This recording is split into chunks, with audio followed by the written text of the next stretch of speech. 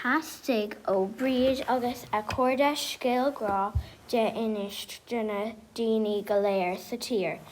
Tastig uathu go gluaiseadh siad de scéalgrá dé.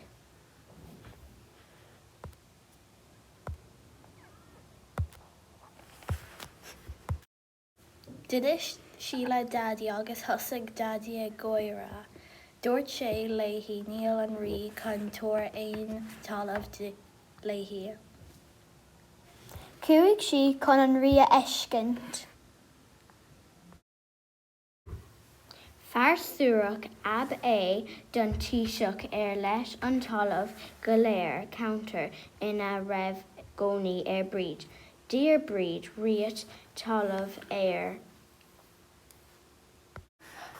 Aigh tú aon talamh uaimse gur de hépéal.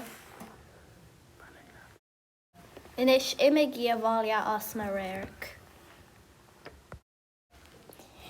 Cuaigh bríd thar náis go dtí an taoiseach an chéad lá eile.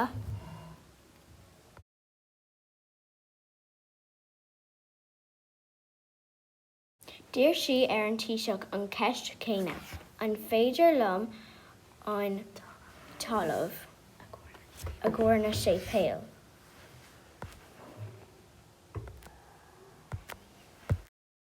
Thosaigh an rí a gcóire.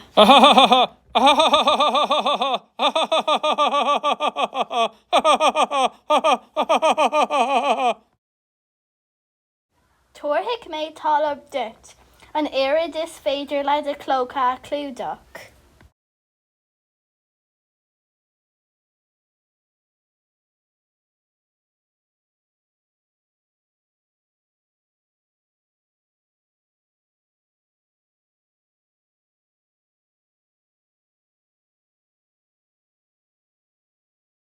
Buin díota agus féad céimh iad de a clúdaíonn sé.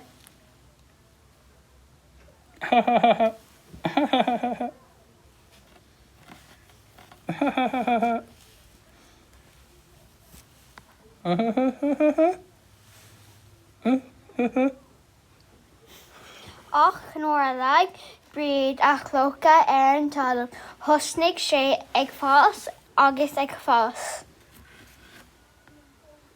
Leathanigh sé amach níos leithne agus níos leithne, níos mó agus níos mó, go dtí go raibh go leor talamh ag bríd Conas sé péal a thógáil. Is é an céad lá de fiabhra lá éile bríde.